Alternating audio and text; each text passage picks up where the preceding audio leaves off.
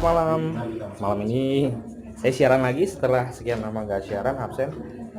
Dan ini sih kebetulan siarannya edisi malam dan cuma gantiin aja sementara ya.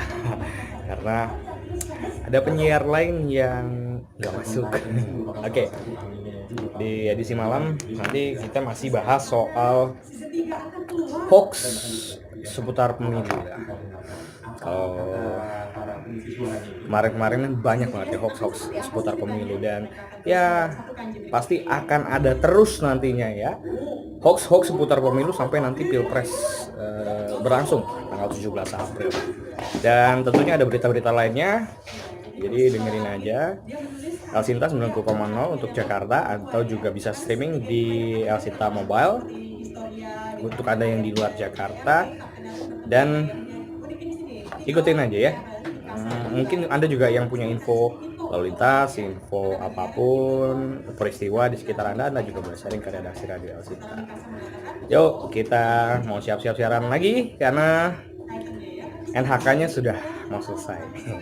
Oke, ikutin terus ya. Selamat. Boleh. Elsinta News and Talk.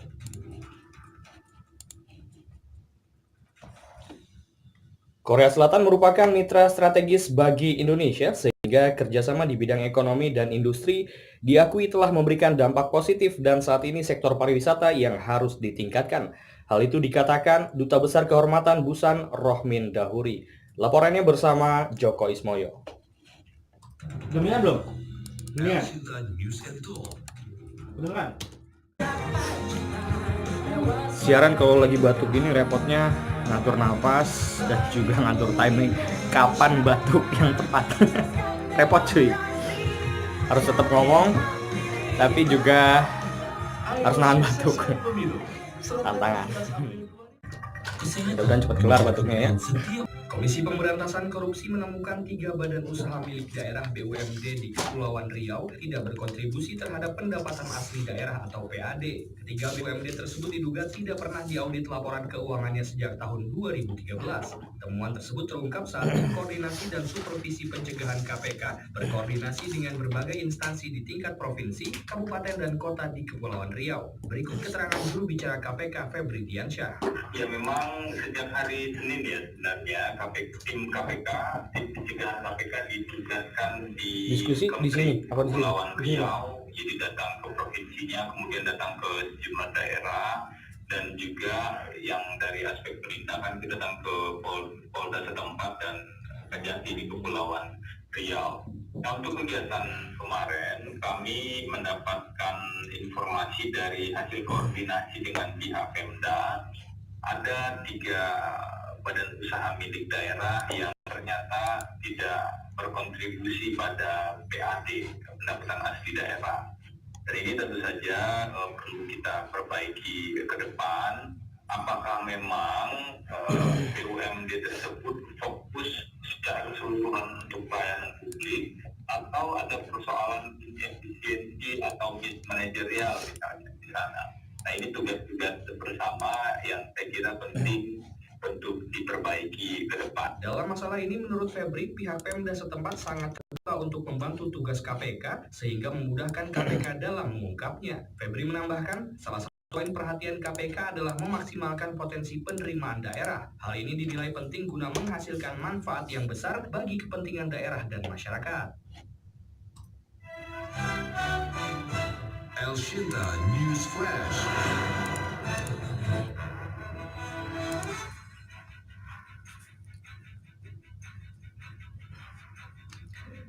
Perlambatan ekonomi Amerika Serikat yang berpotensi resesi akan mendorong aliran modal asing masuk dan membantu Indonesia untuk membiayai defisit transaksi berjalan.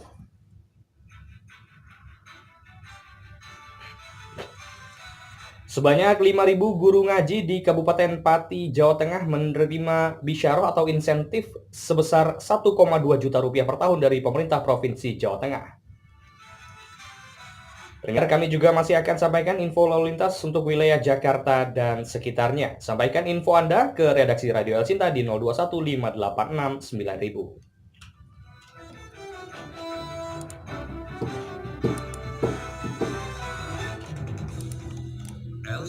News and Talk. Ibrahim Martabaya, oknum pegawai PT PN 4 divonis 3 bulan kurungan penjara oleh Majelis Hakim Pengadilan Negeri Medan, Sumatera Utara karena terbukti memberikan dukungan kepada salah satu pasangan calon presiden. Laporannya disampaikan Amsal dari Medan, Sumatera Utara.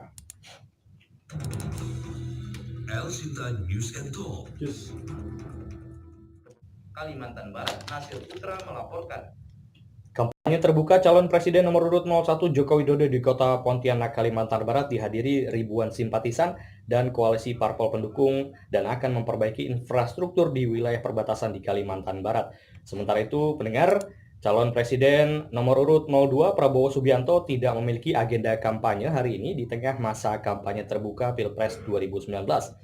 Badan Pemenangan Nasional BPN Prabowo Subianto Sandiaga Uno menyebut jagoan mereka tengah melakukan konsolidasi internal di Jakarta.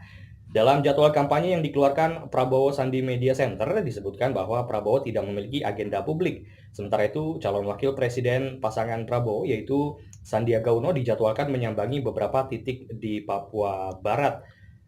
Prabowo akan kembali berkampanye pada Kamis 28 Maret besok dan Capres nomor urut 02 itu diagendakan akan menyapa warga Bandung.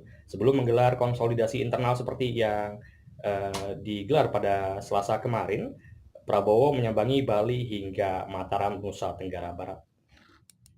China belum berdampak signifikan terhadap perekonomian Indonesia. Demikian dari Jakarta, Dewi Rahmawati melaporkan. Perlambatan ekonomi Amerika Serikat yang berpotensi resesi akan mendorong aliran modal asing masuk dan membantu Indonesia untuk membiayai defisit transaksi berjalan. Hal itu dikatakan Deputi Gubernur Senior Bank Indonesia, Mirza Aditya Suara. El Sinta News and Talk. Demikian dari Jakarta. Melaporkan. Sebanyak 2.000 narapidana lapas kelas 1 Cipinang, Jakarta Timur malam ini menjalani tes urin untuk mencegah terjadinya penyalahgunaan narkoba. Petugas juga melakukan penyisiran di 3 blok lapas. Hal itu disampaikan Kepala Divisi Pemasyarakatan Provinsi DKI Jakarta, Andika Prasetya. El Sinta News and Talk. Pendengar, diskusi interaktif sesaat lagi akan mengangkat tema sanksi pidana bagi orang yang mengajak golput di media sosial dengan Undang-Undang ITE. Bagaimana menyikapinya? Kami akan membahasnya dalam 2 sesi mulai pukul 23 sampai dengan pukul 1 dini hari nanti. Dan sampai di sini juga kebersamaan kita dalam El Sinta News and Talk edisi malam. Saya Arif Budiman. Sampai jumpa. El Sinta News and Talk. Udah selesai siarannya. Pulang dari. Sekarang waktunya kita pulang. Thank you Tony. Operator saya malam ini Antonius Kristiawan. Akun IG lo apa? Tony Tonski. Asik. Gua aja belum follow. Gak apa-apa. Oke, sampai ketemu lagi di cerita berikutnya. Kita sampai di sini dulu. Dadah. Assalamualaikum.